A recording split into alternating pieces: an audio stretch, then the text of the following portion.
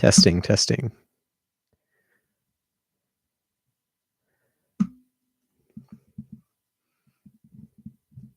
Testing, testing. Good? Okay. Alright, guys. Okay, welcome back to Getting in Tune.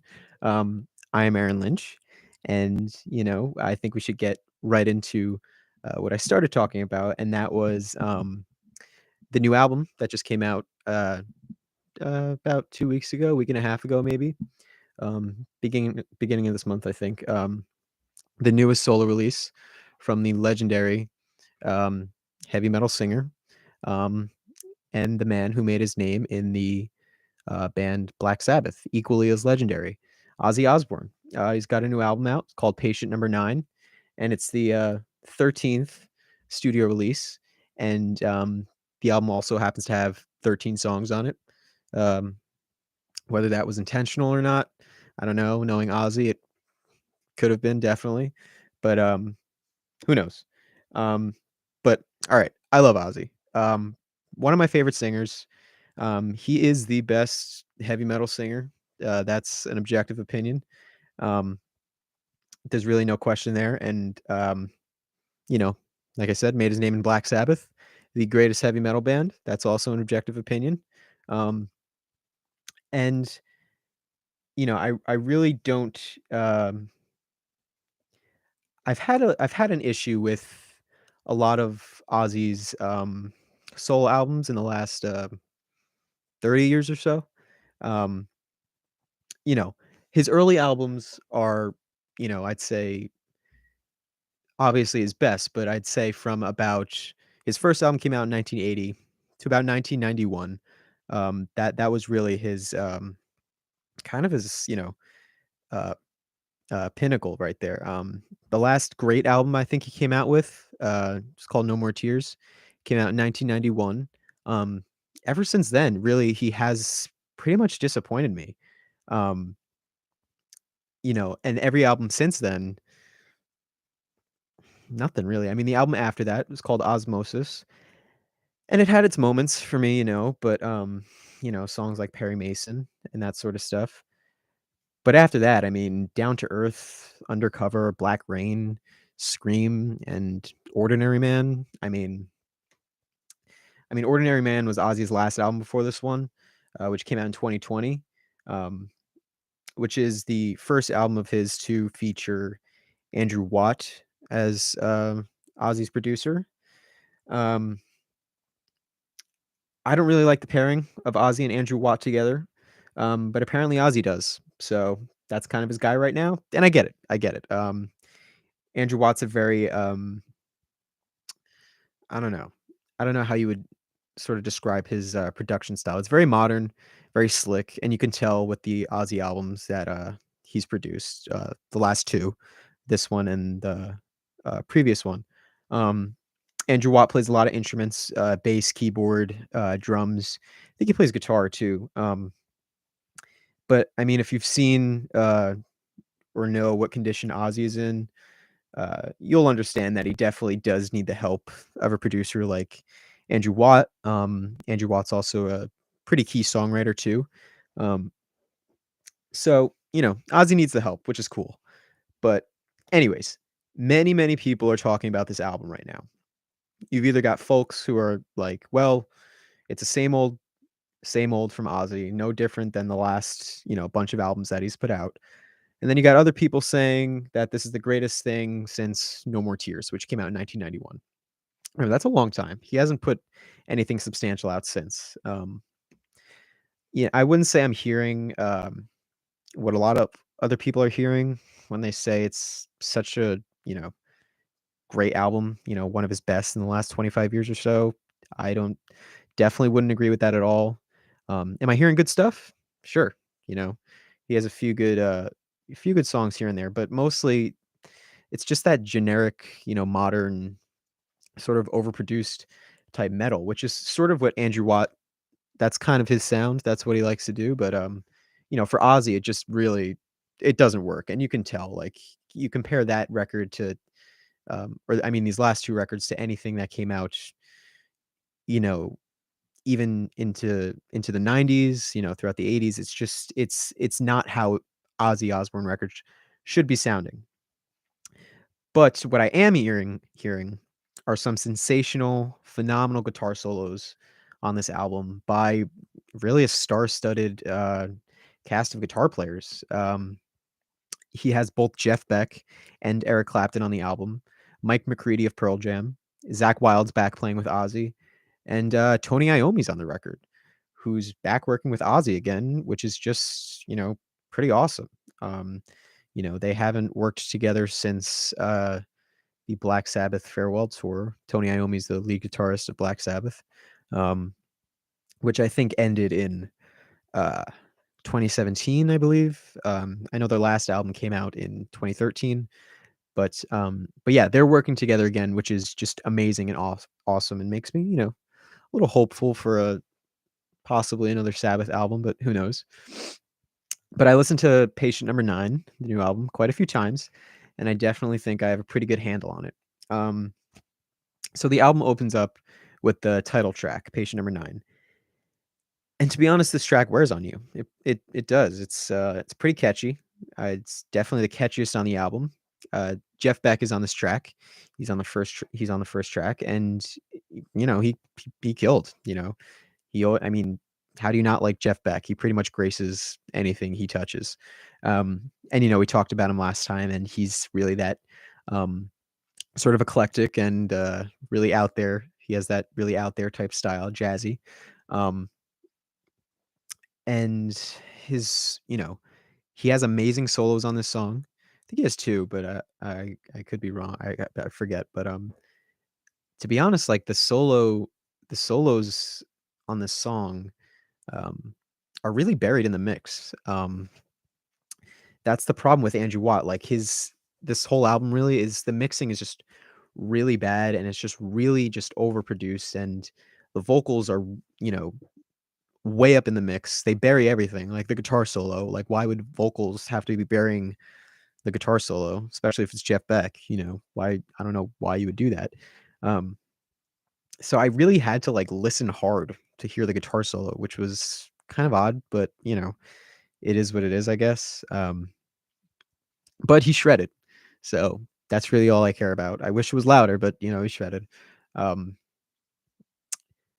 but yeah, I mean, the thing is with this new album is that, like I mentioned, Ozzy's voice is just way, way up there in the mix.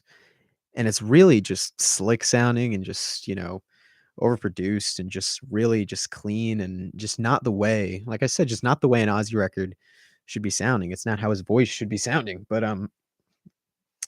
if you've seen Ozzy in interviews and things, you'll know he has trouble speaking pretty much, because of his condition. He slurs pretty much everything he says. And it's unfortunate, but it really makes you wonder how much they're doing to his voice in the studio in terms of how strong they're making it come off. Whether they're doing any magic to make him actually sound. It's gonna sound mean, but audible because you can't even understand him when he's talking. It's sad, but it's true. Um, and I looked at a couple of live performances that he did at some sort of football game. I forget which one it was, but I mean, he was lip syncing. He was. He recorded the vocals for the songs in the studio for the live performance, but it was clearly lip syncing, and it sucks that because lot when I looked at the live video, you can tell that it's just that overproduced, just like really slick, just not just it didn't sound good, and especially you could tell that he's lip syncing. It's really sad. But that first track is a good one on the album. It's very catchy. It's a little I guess it could be heavier. The whole album could be heavier. But yeah, it's very catchy, and for the title track it's pretty good. But the second track on the album is called Immortal. This one's a nice, crunchy rocker. This one has Mike McCready on guitar from Pearl Jam. This one's pretty good. This one's definitely I'd say as heavy as the whole album should be, even though this song isn't even that heavy. It touches on some of that 80s style Ozzy, which is pretty cool. It made me think back to albums like Bark at the Moon and Ultimate Sin and things like that, which was great, that's I feel like what every Ozzy album should be doing, but, he's doing his own thing. But, those post Randy Rhoads albums really is what vibe that song gave me. But that's a really good one. That's a hard rocking song. That's really what I feel like, um it wasn't my favorite song. I had 2 other favorites over that one, but, it's I feel like just the tone of that song is really what the whole album should have been like, but, he fell short quite a few times, we'll talk about that, but the 3rd song is called Parasite. This is the first of a few songs on the album to feature Zakk Wylde. Um, Zakk spends many years with Ozzy, um, more years than any other guitarist had, even though he's still not the best of them. Randy Rhoads will obviously hold that position, even though he tragically passed away in 81, maybe 1982. A tragic incident, plane crash. But yeah, he'll never beat Randy Rhoads. He's tried to. He emulates him a lot, but he never will. I don't even think he's better than Ozzy's second guitarist, Jakey Lee, who showed up on Bark at the Moon and Ultimate Sin. I love Jake Ely, and his band Badlands is just phenomenal. Um, but Zach Wild is on this song. This song is kind of generic sounding. Didn't really, hold my attention really. It's kind of that modern metal type track.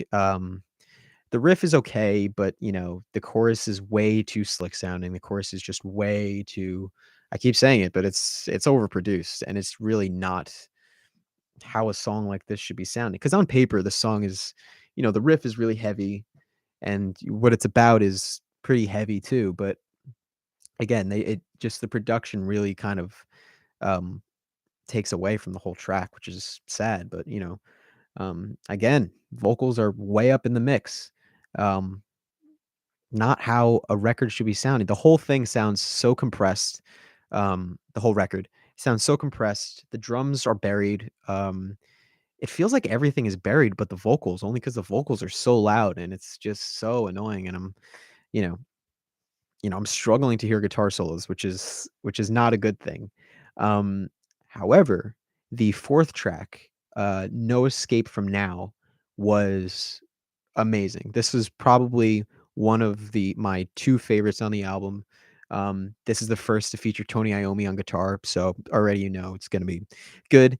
Um Definitely one of the highlights of the album, along with the next song right after this. But this one's very ominous sounding and very doomy, and it really sounds like a Black Sabbath song. I mean, I'm not surprised Tony Iommi and Ozzy are on the song. Um, it actually reminded me a lot of the song Planet Caravan, the Sabbath song Planet Caravan, which is on Sabbath's Paranoid album that came out in 1970, their second album. You know, you know, known as their greatest, probably the greatest heavy metal album, and that's an amazing song, and I'm glad it made me, reminded me of something good, Tony has some heavy riffing on this song. Ozzy has this really cool, sort of effect on his voice, this sort of phaser effect, um, which is really what made me think of Planet Caravan, because if you know Planet Caravan, he has that, you know, effect on his voice that does make it sound very sort of spooky and almost ethereal in a way. But Tony has some heavy riffing in the song. The breakdown after the solo is just like awesome, and it just made me, want more songs like this from Ozzy, from anybody really. But especially from Ozzy because, you know, I mean, it's Tony Iommi, and that's really his forte is, coming up with just the greatest riffs ever written. But still, it's like you couldn't like why don't you make a whole record with Tony Iommi? You know what I mean? I know that's not really realistic, but um, but it made me think, Sabbath's probably got another album in them if they really try. Um, after hearing a song like that, that was so great to hear. But what is this? The 5th track, I believe, called "One of These Days," is probably this and the one before this, "No Escape From Now," are my 2 favorites on the album. This might be my favorite over, No Escape From Now. Um, but this really was a surprise of the album only because this song happens to feature Eric Clapton, you know? Who would have thought, you know, Ozzy and Eric Clapton would ever be a pair? That was really cool. And the song is, the song is good for what it is. I mean, it's not the heaviest on the album. It's not the catchiest on the album. The song really didn't hold me to a point, but at about the, 2 minute and 45-second mark, Clapton just rips like a killer solo. Like it blew my mind the second I heard it. Um, One of the best, honestly, Clapton solos I've heard in years because, for a long time now, he's been doing this slow bluesy pop thing, for a while. And in this song, he really just rips out a hard rock solo. Um, Kind of like what I've always been wanting him to play. Even at the show that I went to 2 weeks ago, he really didn't do any of his hard rock, stuff. I mean, his solo stuff in general isn't really, too much too heavy or whatever. He's got cocaine and things like that, but that's pretty much his heaviest song. He didn't really play a lot of Cream, and that's the thing, in the song, he really plays like a Cream style solo. He's got the wah pedal on and he's just shredding, and it's great, and that really elevated the whole song. And after like finishing the song and hearing that solo, it just made me like, I was like, yeah, that's definitely has to be one of my favorite songs on the album, if not my favorite. And it's the greatest guitar solo on the album, without a doubt, no question. But yeah, Old Slow Hand sounds great on this one, and I mean, he always does, but still, he really ripped this one. And it goes back to that thing about, feel and whatnot, how a guitar player needs to have feel as opposed to speed, I guess, because it's funny to think that Zach Wild and Eric Clapton are on the same album together, and you hear the Zach Wild solos, and he's playing fast and he's doing those pinch harmonics, and it screams metal, and it's great. I love Zach Wild. He's a great guitar player, but you just can't beat feel. Whatever, whoever you are, you just like if there's a really fast player and then there's a player like Clapton, a slow bluesy player, who has that feel, you're gonna tend to like that guy more than, the just super fast metal guitar player. Clapton really elevates this whole song. And I mean, he always does, he always will, but that's why he's one of the greatest. But then the song after that, the sixth track, I believe we're on six. I already lost count, but who cares? It's called A Thousand Shades. Um, you know, on paper, I guess it's a good song, but I didn't dig it too much. It's one of Ozzy's countless homages to the Beatles. Ozzy is a huge, huge Beatles fan. Who isn't? But like, as a heavy metal singer, you really shouldn't be making these sort of slow, um, not even slow, just these ballad type things where it's like, Ordinary Man on the last album he made is sort of that, Beatles type ballad. It even featured Elton John on the song, which, it's a good song, but it's not something I want to be hearing on an Ozzy record. It really just isn't. And he did that again on this album. It's that Beatles type song. This one again has Jeff Beck on it, and you know, he kills again. He always does. He has a great solo in this one. Um, but yeah, I don't really care for that Beatles pop ballad type style, especially for Ozzy Osbourne. He really needs to be singing, more songs like um Parasite and No Escape From Now, all those types of it's just not appealing to me when you have a song like that and then a song like, this Beatles type thing on there. It doesn't fit, but you know, that's that. And then the song after that, track 7 is called Mr. Darkness.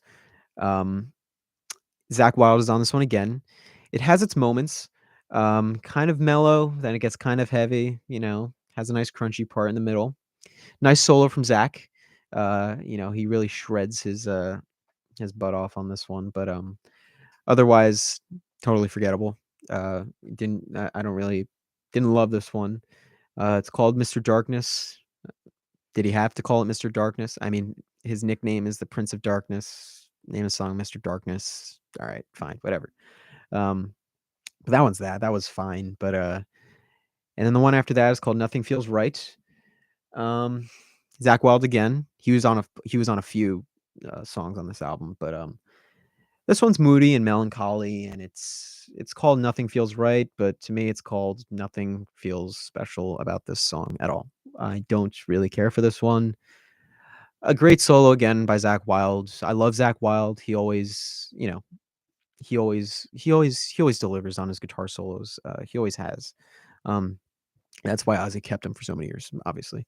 I did get to see Zach Wild live. I saw him with his band, Black Label Society, who is that's a phenomenal band. Especially seeing them live. He really like he has an amazing stage presence. That whole band does, but Zach really does.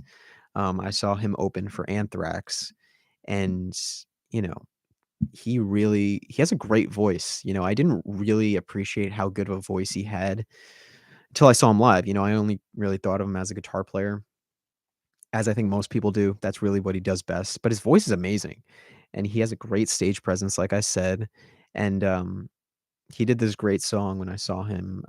I forget what it was called. I don't even know too many Black Label Society songs, but they're a great band. But he did this song, this sort of slow ballad type thing. He played the piano, and it was a tribute to Dimebag Darrell of Pantera, who's the lead guitarist for Pantera, and that was just and Vinnie Paul from Pantera, who's Dimebag Darrell Dimebag Darrell's brother, who was the drummer for Pantera, and that was amazing. And he really just his vocals just soared on that track. And they showed the pictures on the projectors of Dimebag Darrell and Vinnie Paul, and that was really it was a tearjerker, but it was really good.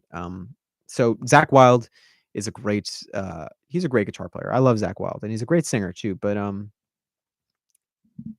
yeah, it's a lot. Um, there's just a lot of him on this album, and I really kind of wish that they allowed more room for some other guitar players that they could have invited. I would have thought, maybe like an Ace Frehley would be cool on this record. That's what I thought hearing these tracks. Because if you know Ace Frehley, which not many people do, but if you know his solo records, he does the same thing. He's actually had Mike McCready on his albums. He's had Lita Ford, John Five. John Five is also another guitar player I would have wished to see on this album. But Ace Frehley, I would have loved to see him on this album and see what kind of solo he would have came up with. But we got another Zach solo, which is fine. Zach is good. So that was Nothing Feels Right. I believe we're on the eighth track. It's called Evil Shuffle. This one's dark. It's bluesy. It's pretty good. I feel like the song is just, sort of screaming for a riff that never really shows up. It's kind of it. The song had a lot of potential. It felt heavy, but it really, for some reason, just didn't deliver. It felt like it was missing something. Just one good heavy riff that it just never delivered on. It just needed more of that, guitar wallop, kind of a miss. I kind of really expected it to, as I was listening to the song, I was like, okay, maybe they're going to kick into something, in the bridge maybe, or the guitar solo is going to be great, or, this and that, but it never hit. So that was that. Um, and then after that, we have a song called Degradation Blues. Can't speak. But this one has Chad Smith on drums.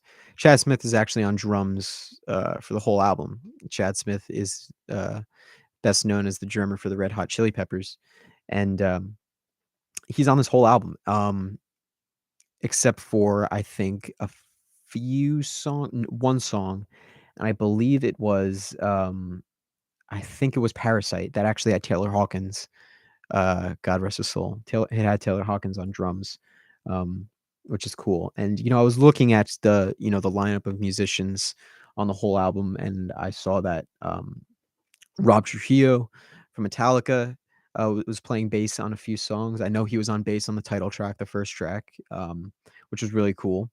Um, Duff McKagan played bass on a few tracks. I think he actually played bass on most tracks. Um, he played bass on all of the songs on Ozzy's previous album, Ordinary Man.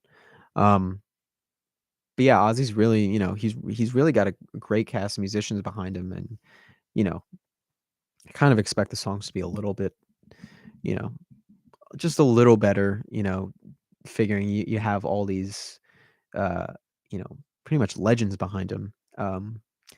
But it is what it is.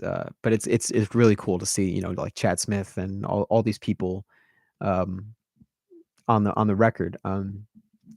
Degradation Blues has Tony Iommi on guitar again, and this is a fun song. It has it has a harmonica on the track. I don't mind harmonica at all. I love the instrument. I actually wish I played it. But in the context of the song, take it or leave it. I don't really need the harmonica on there. It is what it is, but I could have done without it. Um, the other Tony Iommi song was much better. It was much heavier. Sounded much more like a Sabbath song. This one was good. I mean, it just really like the standard that he set early in the album was pretty high, even with the title track, even though the two songs after that were better. But Degradation Blues was all right. It could have been better. Then after that, we have Dead and Gone. Totally unmemorable. I listened to the song 3 times the other day. I couldn't even tell you how Dead and Gone went. It's like I don't remember. Not really a surprise because there are no guest guitarists on this one. Um, Andrew Watt, the producer, played guitar on this one. Um, and I don't know. I'm a guitar player, and I obviously have my preferences, but I know what good guitar playing is, and like I wouldn't even say he's a bad guitar player, but just the way he plays does not complement Ozzy Osbourne's music at all, which is funny because you would never think Eric Clapton, his playing would complement, the type of stuff he's writing, but it does perfectly. But this guy, he really shouldn't be playing on an Ozzy album. But the song's dark and moody, and it's it just really wasn't anything to write home about at all. Guitar playing could have been way better. There's too many keyboards on the track. Too many keyboards. Andrew Watt does like doing that, these huge arrangements and things. Like on the song Ordinary Man, it's just this whole piano string ballad. Like I said, which is good on paper, but not for an Ozzy album. Just not. Um, but yeah, that song sucked. Totally memorable. That was that. Song after that, called God Only Knows. This song was it wanted to be this sort of uh big and doom laden, cool song, but it ends up being a moody ballad again. That just that happened. It was unfortunately suffocated by the arrangement that Andrew Watt laid on it. Just way too much stuff. Way too much stuff. That's the perfect way of describing this song, and a lot of what Andrew Watt does. Just way too much stuff. Keyboards, strings, Ozzy again, his voice is just way too high in the mix to the point where it's like annoying and it's like it's hard to even listen to sometimes because, as bad, not as bad, but like as much as like the music in the background can be, especially on this record, I still want to hear it. I just but yeah, I don't know what Andrew Watt was doing on this one. It took away from the heaviness for sure. 100%. It was really not as heavy as it should have been. A lot of the songs on this record were, but that was that. Not a good one. Not a good one at all. The last track on the album is called Dark Side Blues. Um, this one is kind of weird, kind of strange. It's a throwaway minute and a half blues tune. Um, again, they have pretty cool effects on Ozzy's vocals. Um, but the problem with this one is that I think it was this song. They had just like too many effects on his voice to where like you at this point like you can't even hear it. So it's like the voice is either way high in the mix or they just like layer too many effects on it to where you like you can't even like make out what he's singing at all. That was annoying. There was like an acoustic bottleneck slide guitar on it, which is, again, it's good, but like not for an Ozzy tune. Like I don't really want to be hearing, this slow blues burner, which is ironic because it's only a minute and a half. But it's a throwaway song. You didn't really need it on the album. They could have just added it to, uh, make the album have 13 songs on it. Um, which, that's cool if they did that, but who knows? That's the whole album though. It really I don't really agree with, what people are saying, how it's the greatest thing he's released since No More Tears. It's tough to even answer that question because nothing has been great. Um, he released a cover album in 2005 called Undercover, which like I re-listened to that today for some reason, and that was just like atrocious. Like, geez, like he really missed it on that one. And I mean everything after that and before that too. Um, albums like Black Rain that came out in 2009. It's like I don't think anybody's listened to Black Rain since it came out. Like I don't know why. And this album is gonna be the same way. No one's gonna come back to this album like they're coming back to No More Tears or No Rest for the Wicked or any of of course any of the 80s albums. Those are really his masterpieces. But even, an album like Osmosis, I revisit um often enough, I'd say. But still, it's like this album really could have been something. Um given the cast of guitar players and his backing band for most of the song, but it really he missed, which is unfortunate. So to summarize, Ozzy's sounds good on the album. His voice sounds good, but almost too good, which is kind of alarming. It makes me wonder how much they're doing to his voice in the studio. It's really just this. It's hard to even describe. It sounds like fake. It sounds like it just doesn't sound like he did. To be honest, even on the last album, Ordinary Man sounded like he was singing to an extent, but this one doesn't even sound like he's, you know, giving it that much of his own voice, and that's, it's all to say, like, how much can he actually sing anymore? We don't even know. I saw that performance. It looked to me like he was lip syncing, you know, which is it's fine because of how old he is, but it sucks to hear, you know, such a, that overproduced Ozzy Osbourne. It's not really what anybody kind of wants. But Ozzy likes Andrew Watt as a producer, so good on him, I guess. But I honestly think like they really should have Ozzy really should have, or at least for his next album, because I can pretty much guarantee there's going to be a next album because he keeps, he's been saying since 2020, since his previous album, that like he's just going to keep releasing albums and albums, pretty much every other few years, which is great. But hopefully, I can only hope that he gets um, a new producer. It's like he's Ozzy Osbourne. Why can't he get like a Rick Rubin to produce his albums? Rick Rubin's one of the greatest producers of the last you know 40 years or so. Um, I think Rick Rubin would be great. I think he's a great example. He produced Black Sabbath's last album, 13, which I believe came out in 2013.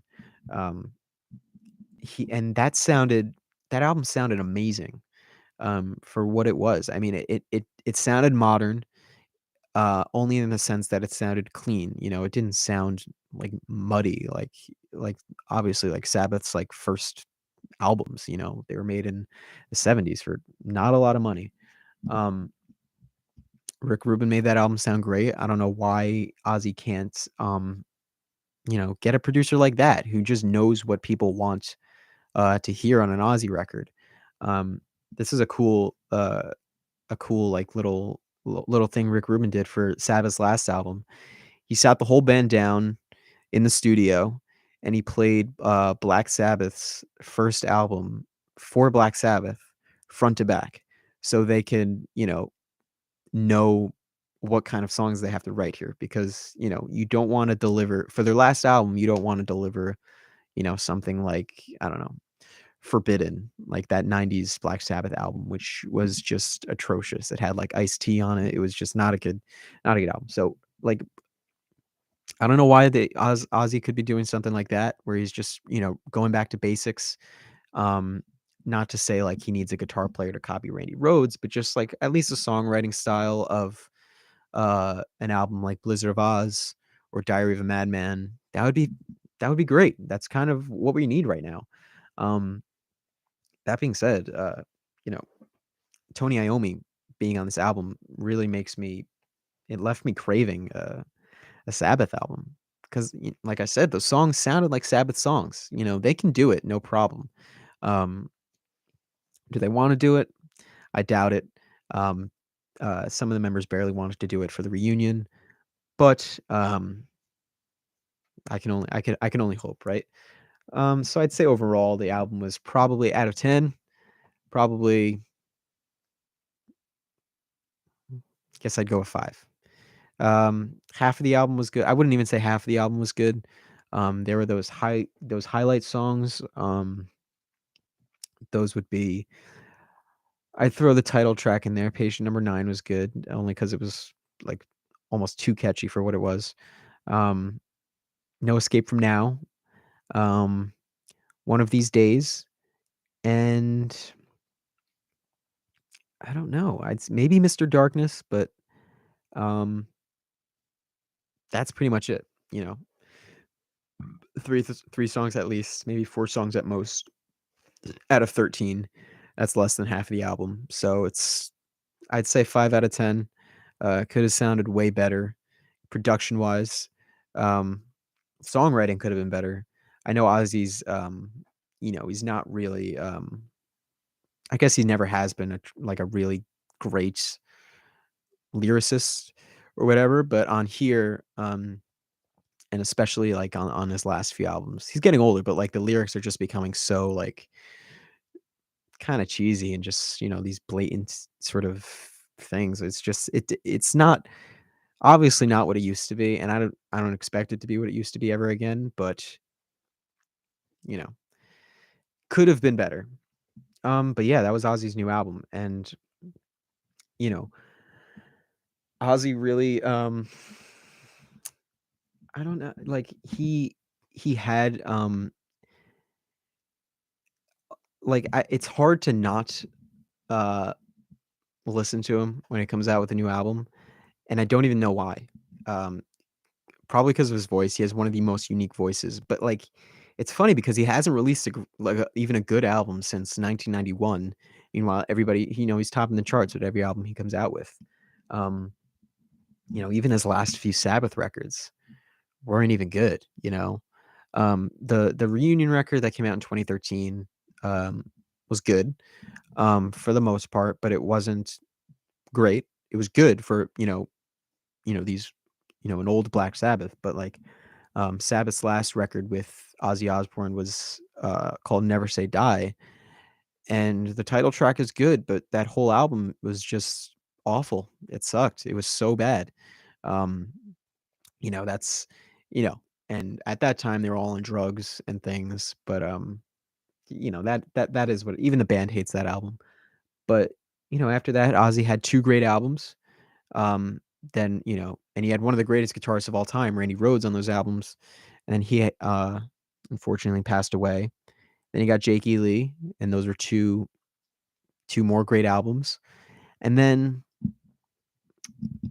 after that, he got Zach Wild in the band, and those 2 albums were I wasn't even gonna say great, but compared to what albums he's coming out with now, those are great. No Rest for the Wicked and, No More Tears. I'm pretty sure, Mama, I'm Coming Home, excuse me, on No More Tears, probably I wouldn't be surprised if that hit number 1 on, like, the Billboard charts. Um, but I mean, that album came out in 1991, and, we all know what albums came out in 1991. Yeah, Nevermind and 10 by Pro. That was a huge year for music. Um, but yeah, overall, Ozzy definitely I feel like he can be doing better than he is. I feel like he needs a better a better team of songwriters. He just doesn't really I don't really like him with Andrew Watt. Andrew Watt as a producer, it just really isn't my style. Um, and then again, there are the people that are saying this is the best thing that he's, come out with, you know, in 30 years. I don't know what they're listening to, but I don't agree. I can't. It wasn't great at all. Um, I feel like I honestly feel like with a stronger producer, um, he could crank out, a few more great albums, hopefully before he's an old guy, so he's reaching 80 at this point if he isn't already 80. I don't know how old he is exactly, but yeah, Ozzy, I would say disappointed me, but it's kind of what I expected, especially after his last album. Plus, he decided to keep the same producer, so it's what I expected. So hopefully his next album, and hopefully he goes on tour too. He hasn't announced anything.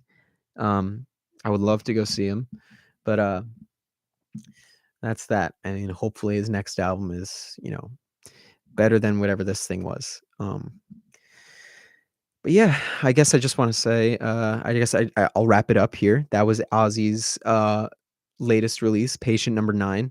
Um, like I said, 5 out of 10. Would I recommend it? I guess I would recommend it. Just to see just to see what he's sounding like at this point. And it's honestly like I would just recommend it to see what the record itself sounds like, because it's pretty weird sounding, in my opinion. But yeah, that's that. Ozzy's album, I'd say it's a disappointment, but it's what I expected. So there's nothing really I can do about that. But yeah, hopefully his next album's better. And that's pretty much it.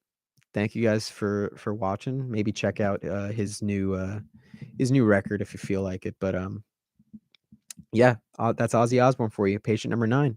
I've been Aaron Lynch, and I will see you next time.